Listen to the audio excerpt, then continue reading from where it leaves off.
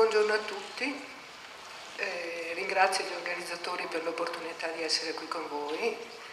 Non mi è successo molto spesso, pur essendo io un vecchio medico di famiglia, ormai io mi definisco proprio un vecchio medico di campagna, di essere a un convegno con gli psicologi, però è un'occasione che ritengo molto interessante e utile, sia per quello che abbiamo fatto, sia per quello che potremo fare insieme. Come avete visto, la medicina di gruppo di cui io sono coordinatore esiste da 10 anni ed è nata come un'iniziativa dal basso, è nata come un'iniziativa dei medici e forse è per questo che resiste il tempo. E devo dire che ha precorso quelle che sono le soluzioni organizzative che ora, a distanza di 10 anni, trovano un riconoscimento in ragione, come avete potuto vedere nelle relazioni che mi hanno preceduto, in particolare quella del dottor Bazzo. Avete anche visto qual è il carico di lavoro che ha una medicina di gruppo come la nostra. Devo dire che in questi 10 anni come gruppo di medici avevamo già preso consapevolezza della necessità di essere affiancati da uno psicologo e da 5 anni collaboriamo effettivamente con una professionista a cui inviamo i casi che riteniamo più complessi, quindi ha un altro campo d'azione rispetto a questo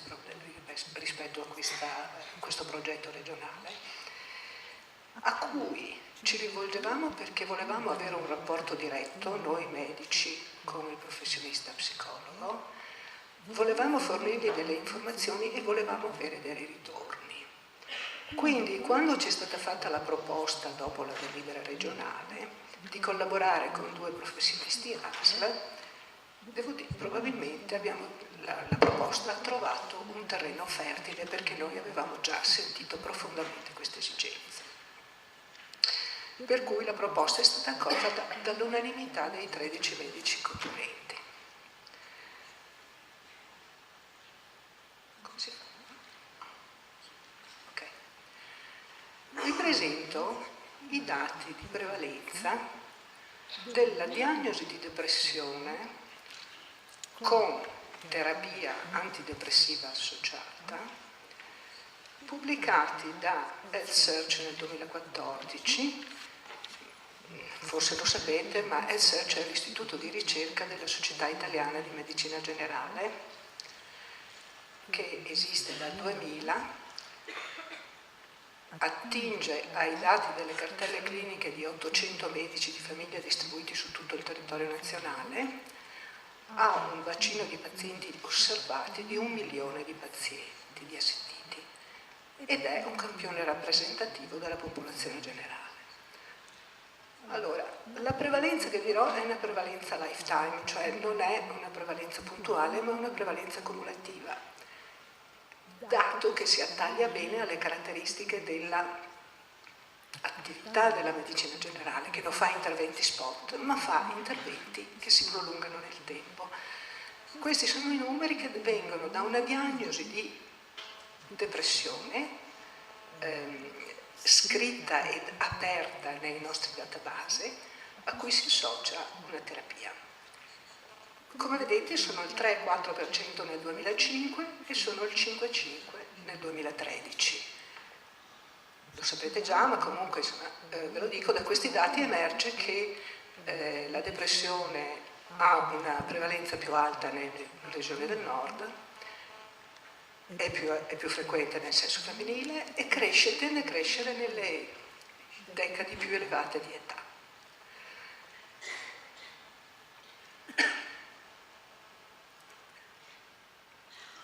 Allora, mi ha appunto la curiosità di andare a vedere anche qual è la prevalenza nel mio database personale. Io ho 1570 assistiti. Questa è una prevalenza solo di diagnosi di depressione, non diagnosi associata a terapia. Nel mio database ha una prevalenza del 14%, sempre lifetime, mentre nel database del Health Search è del 12,2%.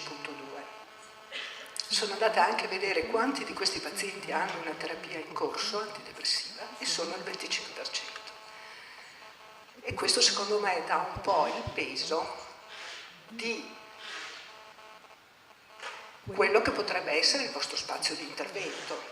Cioè un 75% dei pazienti a cui io mi sono sentita di fare una diagnosi che può essere, che sicuramente non è una depressione maggiore, ma sicuramente sono quelle forme sotto soglia o forme fruste o comunque forme che hanno le stigmate della depressione e che io non ho messo in terapia, ma che probabilmente potrebbero avvalersi di un intervento dello psicologo.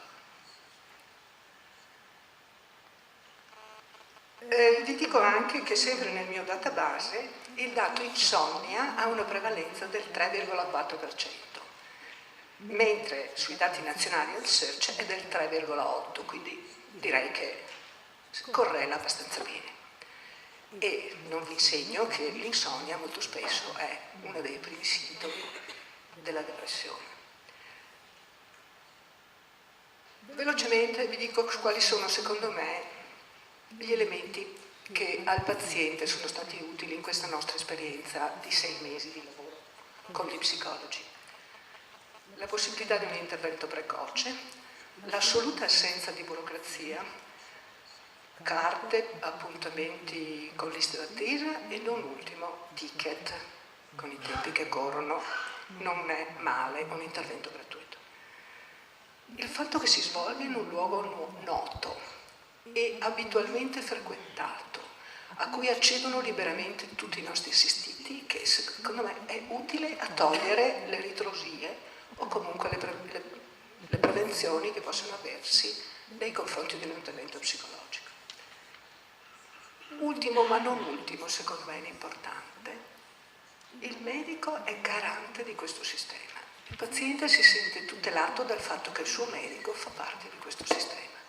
Ed è questo uno dei motivi per cui secondo me accetta il percorso che gli viene proposto. Il punto di vista del medico. Molto spesso il medico ha delle intuizioni quando vede ripetutamente un paziente che gli porta dei sintomi che molto spesso sono sintomi somatici.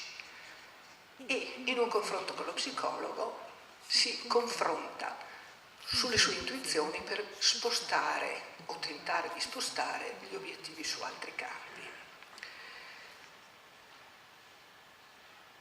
Un confronto utile sulle sue ipotesi diagnostiche, la possibilità di avere de visu un confronto con il dottor Micheletto e la dottoressa Biel all'occorrenza sulle problematiche che emergono sui pazienti che abbiamo, e poi anche abbiamo messo in piedi un incontro mensile di gruppo in cui ci confrontiamo su dei casi emblematici che possono essere utili anche per la lettura di situazioni analoghe per tutti gli altri, quindi sono anche un momento di crescita culturale. Devo dire che c'è un apprezzamento abbastanza diffuso di questa iniziativa da parte dei medici.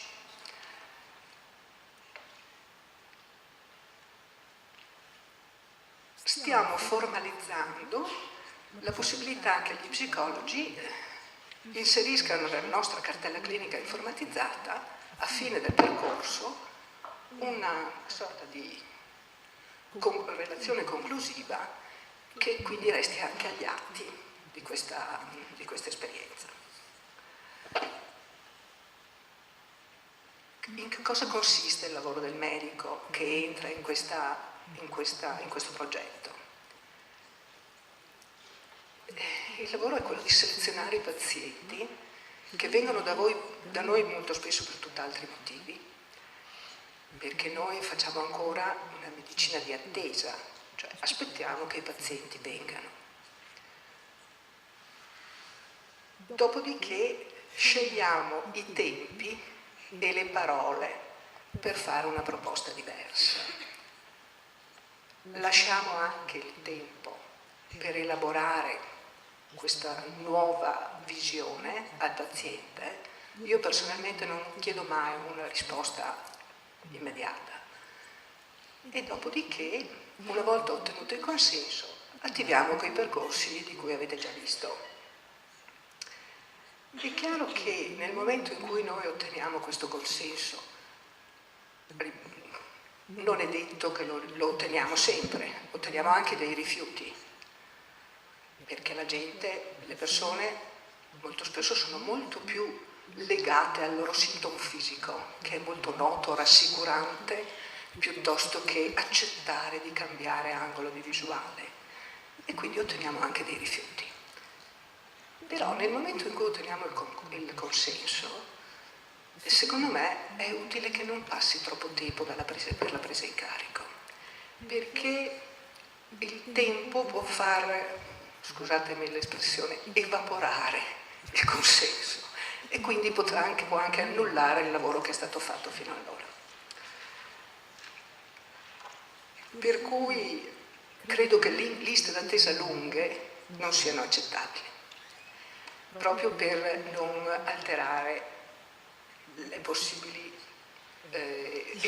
risultati.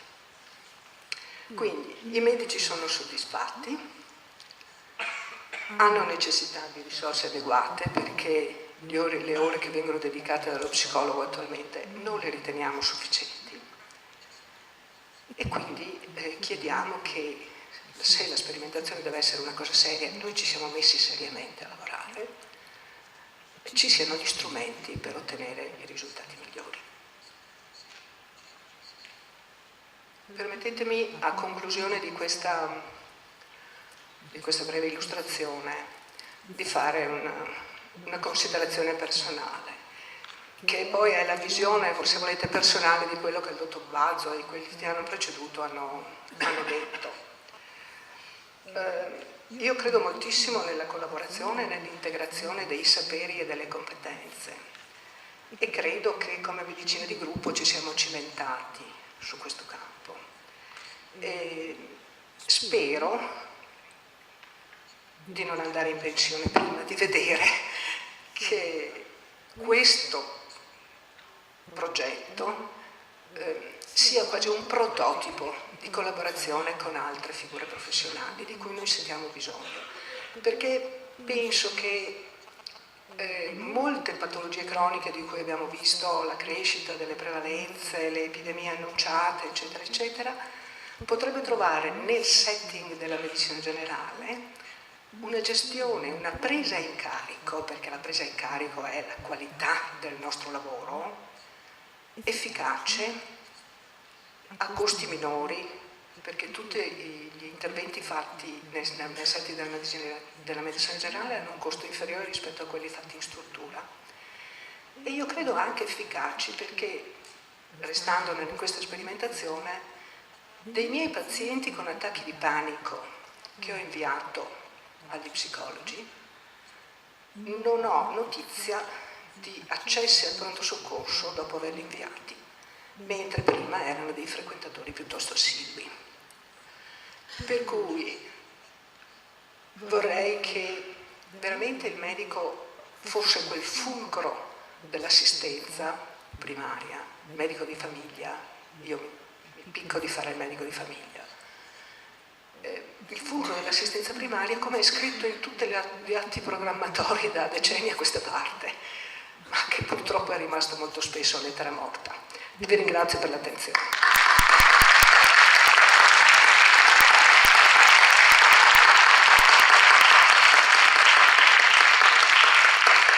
La conclusiva era: non può essere un fuoco di pace.